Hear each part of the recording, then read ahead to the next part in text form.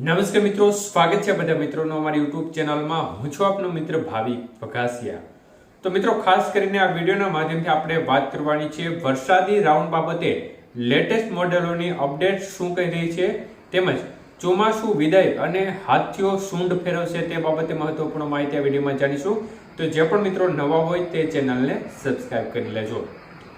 તો મિત્રો, ખાસ કરીને ભારતીય હવામાન વિભાગ દ્વારા સત્તાવાર રીતે સમગ્ર કચ્છ, ઉત્તર ગુજરાતના ઘણા વિસ્તાર તેમજ પશ્ચિમ સૌરાષ્ટ્રના ઘણા વિસ્તારોમાં ચોમાસાને વિદાય સત્તાવાર રીતે આપી દીધી છે। ગઈકાલે હવામાન વિભાગની જે બપોરનું બુલેટિન જાહેર થયું છે તેમાં સત્તાવાર રીતે આ ભાગોમાં વિદાય જાહેરાત આપી દીધી છે।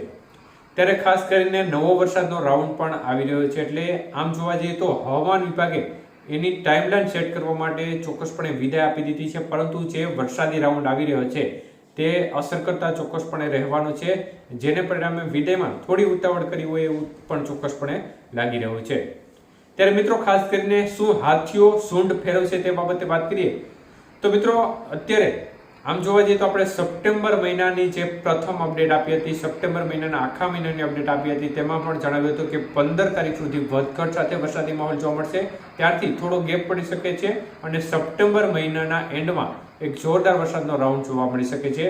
અપડેટમાં તે બાબતે માહિતી આપી હતી અને અત્યારે તે મુજબ જ થતું નજર પડી રહ્યું છે। સપ્ટેમ્બર મહિનાના એન્ડમાં એટલે કે આજેથી વરસાદની ગતિવિધિ છે તેમાં આંશિક રીતે ઘટાડો થશે ચોક્કસપણે, અને 2-3 દિવસ સુધી વરસાદની ગતિવિધિ ઓછી રહેવાની શક્યતાઓ અત્યારે દેખાઈ રહી છે। જોકે દક્ષિણ ગુજરાતના ભાગો છે જેમાં ભરૂચ, સુરત, ખાસ કરીને દમણ, દાદરા, નગર હવેલી, વાપી, વલસાડ આજુબાજુના ભાગો છે તેમાં છૂટો છવાયો વરસાદી માહોલ ચાલુ રહેશે। તાપી, નર્મદા, ડાંગ આજુબાજુ પણ છૂટો છવાયો વરસાદી માહોલ જોવા મળશે। સૌરાષ્ટ્રના ભાગોમાંથી વરસાદનું જોર ઘટે। આજે ભાવનગર, અમરેલી, રાજકોટ જિલ્લાના ભાગો, સુરેન્દ્રનગર જિલ્લાના ભાગો છે તેમાં ક્યાંક ક્યાંક વરસાદની ગતિવિધિ જોવા મળે। બાકીના ભાગોમાં ઝાપટારૂપી વરસાદની ગતિવિધિને બાદ કરતા વરસાદના જોરમાં આજથી 4 દિવસ સુધી ઘટાડો થશે, એટલે કે 23, 24, 25 અને 26 તારીખ સુધી ઘટાડો થશે।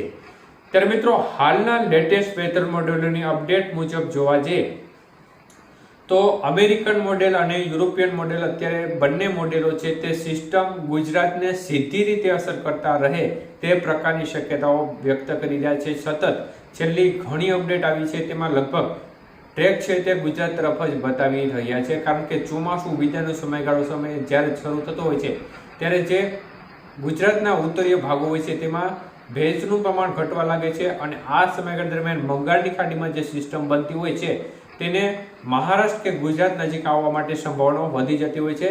તો અત્યારે આઈએમડી છે, એટલે કે જે ભારતનું આઈએમડી છે, ભારતીય હવામાન વિભાગ, તે થોડું ઊંધું બતાવી રહ્યું છે, મતલબ કે હજી તે આ બાબતે પોઝિટિવ જણાઈ રહ્યું નથી, પરંતુ લાંબા ગાળા માટે વધુ સચોટ અપડેટ આપતા જે અમેરિકન મોડેલ અને યુરોપિયન મોડેલ છે તે અત્યારે ફૂલ પોઝિટિવ ગુજરાતમાં વરસાદી રાઉન્ડ બાબતે જણાઈ રહ્યા છે। તો મિત્રો, આ પ્રકારની સ્થિતિ વચ્ચે 26 તારીખથી ગુજરાત રિજિયનના ભાગોમાં દક્ષિણ ગુજરાતથી વરસાદની શરૂઆત થશે, મતલબ કે વરસાદી રાઉન્ડની શરૂઆત થઈ શકે છે। 27 તારીખથી ક્રમશઃ વિસ્તાર વધતા જશે, અને હાલની સ્થિતિ પ્રમાણે જોવા જઈએ તો આ વરસાદનો રાઉન્ડ છે તે લાંબો ચાલે તે પ્રકારની શક્યતાઓ પણ નજર પડી રહી છે। ત્યારે મિત્રો, ખાસ કરીને આપણને હાથીઓ નક્ષત્ર 26-27 તારીખ આજુબાજુ બેસે છે, તો આ સમયગાળા દરમિયાન આપણા મનમાં સવાલ થઈ છે કે શું આ વખતે પણ પાછોતરા વરસાદ ખૂબ જ નુકસાનકારક સાબિત થશે? તો મિત્રો, ચોક્કસપણે અત્યારની જે લેટેસ્ટ અપડેટો છે તે મુજબ જોવા જઈએ તો ઘણા ખરા ખેડૂત મિત્રોને લગભગ મગફળી પાકી ગઈ છે, ઉપાડવાનો સમય પણ થઈ ગયો છે, પરંતુ તે આ રાઉન્ડ પૂર્ણ થવાની રાહ જોઈ રહ્યા છે, અને ઘણા મિત્રોને મગફળી પાકી ગઈ છે તેમને ઉપાડી નાખી છે અથવા તો તેમને ઉપાડવી પડે એમ જ છે, તો એવા મિત્રોને પણ આ વરસાદી રાઉન્ડ છે તે ચોક્કસપણે નુકસાનકારક થઈ શકે છે। એટલે અત્યારની સ્થિતિ પ્રમાણે જોવા જઈએ તો હાથીઓ નક્ષત્ર છે તે રીતસરનો સૂંઢ ફેરવે તે પ્રકારની સ્થિતિ બનતી નજર પડી રહી છે। હાથીઓ નક્ષત્ર શરૂ થતાની સાથે રીતસરનો હાથીઓ તાંડવ કરે તે પ્રકારના અત્યારના જે લેટેસ્ટ વેધર મોડેલોના ચાર્ટ છે તે મુજબની સ્થિતિ બનતી નજર પડી રહી છે।